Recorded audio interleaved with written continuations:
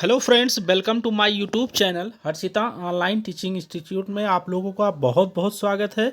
और आज मैं UP triple S C JE जो कि आपका 3 अप्रैल 2022 को परीक्षा होने वाली है, उसके लिए कृषि अभियंत्रण सब्जेक्ट से बहुत ही महत्वपूर्ण शक्ति क्षमता और उनकी इकाइयाँ लेकर आ रहे हैं। ये बहुत ही महत्वपूर्ण पॉइंट और बिंदु हैं जो आपको परीक्षा में पूछे जाएंगे, तो आप लोग बिल्कुल पढ़ लीजिए, पूरा वीडियो लास्ट तक देखिए। तो चलिए फ्रेंड्स, वीडियो को स्टार्ट करते हैं।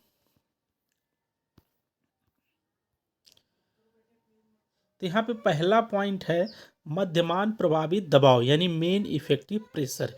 ये पूछा जाता है। तो पावर स्ट्रोक के समय पिस्टन पर लगा औसत दबाव मध्यमान प्रभावित दबाव कहलाता है। इसे केजी पर सेंटीमीटर स्क्वायर में मापते हैं। और इसका जो फार्मूला होगा वो मध्यमान प्रभावित दबाव बराबर इंडिकेटर कार्ड की चौड़ाई मल्टीप्लाई इंडिकेटर स्प्रिंग का पैमाना। चौड़ाई जो है इंडिकेटर कार्ड का क्षेत्रफल अपॉन इंडिकेटर कार्ड की लंबाई, इस तरीके से निकालेंगे। सेकेंड पॉइंट है बोर, बहुत ही इम्पॉर्टेंट है। बोर क्या होता है? तो इंजन सिलेंडर का जो व्यास होता है उसे ही बोर कहते हैं, यानी व्यास को ही बोर कहते हैं। तो ये भी पूछा जाता है, ये सेंटीमीटर में होता है। तो आप लोग इसको भी बिल्कुल क्लियर कर लीजिएगा। मान लीजिए प्रश्न में पूछ लिया इंजन सिलेंडर का व्यास क्या कहलाता है, तो बोर कहलाता है। इसके बाद है इंजन का आकार। तो सिलेंडर का व्यास मल्टीप्लाई स्ट्रोक की लंबाई जो होती है वो होता है इंजन का आकार। ये भी पूछा जाता है ऑब्जेक्टिव क्वेश्चन में। तो ये सब बहुत ही इम्पॉर्टेंट है और ये सभी परीक्षा में पूछे जाते हैं। नेक्स्ट है अश्वशक्ति, जिसे हम हार्स पावर बोलते हैं। यह मैट्रिक प्रणाली में 75 किलोग्राम मीटर पर सेकेंड या 4500 किलोग्राम मीटर प्रति मिनट होता है। तो ये बिल्कुल आप क्लियर कर लीजिएगा। अगर मैट्रिक प्रणाली होगा तो किलोग्राम मीटर पर सेकंड होगा, और अगर ये 4500 किलोग्राम मीटर पर मिनट हो जाएगा। यहाँ सेकंड है या मिनट है, इतना ही फर्क है, इसलिए ये डिजिट चेंज हो गया है। नेक्स्ट है सांकेतिक हार्स पावर, जिसे इंडिकेटेड हार्स पावर बोलते हैं। वह शक्ति जो इंजन के सिलेंडर में उत्पन्न होती है और पिस्टन द्वारा प्राप्त होती है। और इसका फार्मूला आप लोग बिल्कुल याद कर लीजिएगा कि IHP यानी इंडिकेटेड हार्स पावर बराबर PLAN अपान 4500 मल्टीप्लाई N/2। अब N/2 क्यों लिखा है? तो ये लिखा है फॉर 4 स्ट्रोक साइकिल इंजन के लिए। और दूसरा है IHP प्लान बटा 4500 multiply N for 2 stroke cycle engine के लिए। तो ये बिल्कुल क्लियर कर लीजिएगा। इस तरीके के ऑब्जेक्टिव क्वेश्चन पूछे जाते हैं कि द्विघात या 2 स्ट्रोक साइकिल इंजन के लिए सांकेतिक हार्स पावर का फार्मूला क्या होगा। तो बिल्कुल आप लोग क्लियर याद कर लीजिएगा। अब इसका ये भी पूछ सकते हैं पी बराबर क्या होता है? तो मेन इफेक्टिव प्रेशर, जो अभी मैं पीछे पढ़ा रहा था। एल बराबर length of stroke in metre में। ए बराबर area of cylinder square metre में होता है, जिसको पाई आर स्क्वायर से आप लोग निकाल सकते हैं। एन बराबर नंबर ऑफ रेवोल्यूशन क्रैंकशाफ्ट पर मिनट, ठीक है। एन बराबर सिलेंडर की संख्या। IHP बराबर होता है BHP प्लस FHP, ये भी आप लोग याद कर लीजिएगा। अगला है FHP यानी ब्रेक हार्स पावर।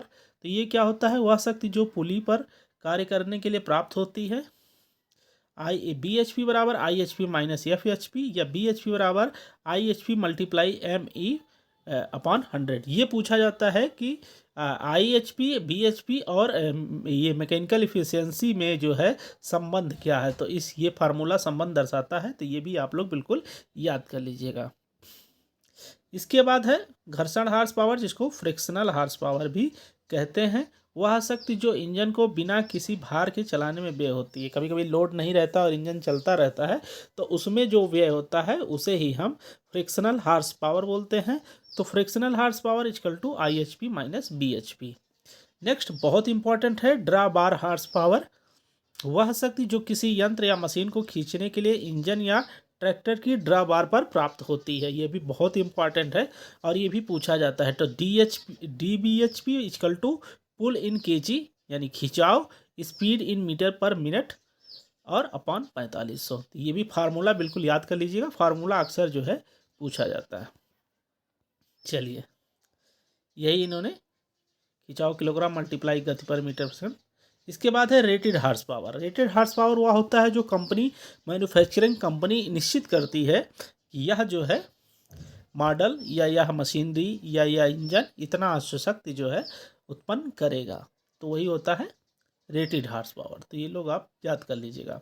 इसके बाद यांत्रिक क्षमता मैकेनिकल इफिशियंसी, वह क्षमता जो ब्रेक हार्स पावर और सांकेतिक हार्स पावर के अनुपात की होती है। अभी वहाँ अब मैं फार्मूला बताया था, यह मैकेनिकल इफिशियंसी BHP मल्टी अपान IHP मल्टीप्लाई 100, तो ये संबंध होते हैं।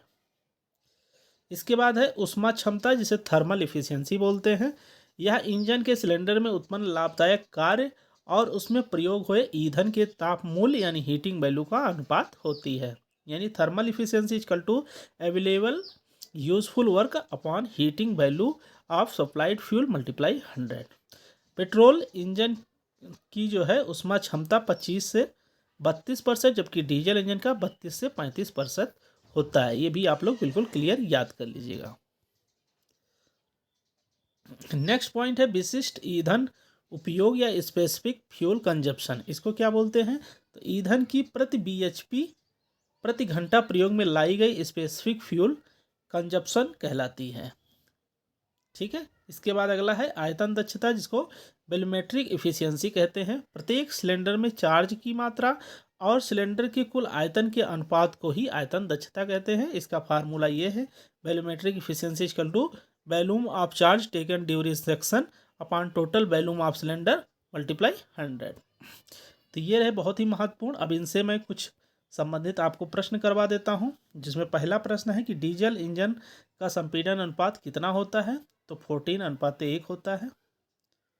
इसके बाद है दूसरा, इंजन में स्टोक बोर अनुपात होता है, तो L/D जो होता है वो स्टोक बोर जो है अनुपात होता है। ये आप लोग बिल्कुल याद कर लीजिएगा। तीसरा प्रश्न है कि 4 स्ट्रोक यानी 4 स्ट्रोक इंजन में शक्ति प्राप्त होती है तो कितने चक्कर में? तो क्रैंकशाफ्ट के 2 चक्कर में प्राप्त होती है। अगर द्विघात पूछा जाता है तो क्रैंकशाफ्ट के प्रत्येक चक्रों में जो है शक्ति प्राप्त होती है। शक्ति मतलब पावर। ठीक है, आगे मैं लेकर आऊँगा, द्विघात और चतुर्थघात दोनों पढ़ा दूंगा बढ़िया से। चौथा नंबर है कि इंजनों में ईंधन जलने के पश्चात तुरंत प्राप्त होती है, तो क्या प्राप्त होती है? अभी मैं पढ़ाया था, तो IHP प्राप्त होती है। इसके बाद है द्विघात चक्र इंजन की IHP का सूत्र। देखो इस तरीके से क्वेश्चन पूछा जाता है। द्विघात का पूछ रहा है तो द्विघात का प्लान बटा मल्टीप्लाई n होगा। अगर चतुर्थघात पूछता तो आपका A आंसर होता। इसके बाद है 1 हार्स पावर के बराबर होता है, तो कितने के बराबर होता है? अभी मैं पढ़ाया था, तो 75 kg/मीटर/सेकंड होता है। इसके बाद है 1 हार्स पावर बराबर होता है कितने? इसमें वाट में पूछा जा रहा है, तो 746 वाट जो है के बराबर होता है। ये भी आप लोग याद कर लीजिएगा। इसके बाद प्रश्न नंबर 8 है कि 10 × 15 सेंटीमीटर आकार का इंजन प्रदर्शित करता है D, यानी व्यास जो है कौन सा होगा? तो व्यास 10 सेंटीमीटर होगा, क्योंकि 15 सेंटीमीटर लंबा है तो ये लेंथ ऑफ स्ट्रोक होगा, तो 10 सेंटीमीटर आपका व्यास होगा। नेक्स्ट है कि डीजल इंजन का थर्मल क्षमता कितना होता है? तो अभी मैं ऊपर बताया था आपको 32 से 35 बताया, 30 से 35 ये आपका थर्मल इफिशियंसी होता है डीजल इंजन का। पेट्रोल इंजन का पूछा जाता है तो ये वाला सही होता है। तो इस तरीके से आप लोग पढ़ लीजिएगा और तैयार हो जाइएगा बिल्कुल परीक्षा के लिए। तो चलिए फ्रेंड्स, मिलते हैं नेक्स्ट वीडियो के साथ। तब तक के लिए thank you so much. Thanks for watching my video.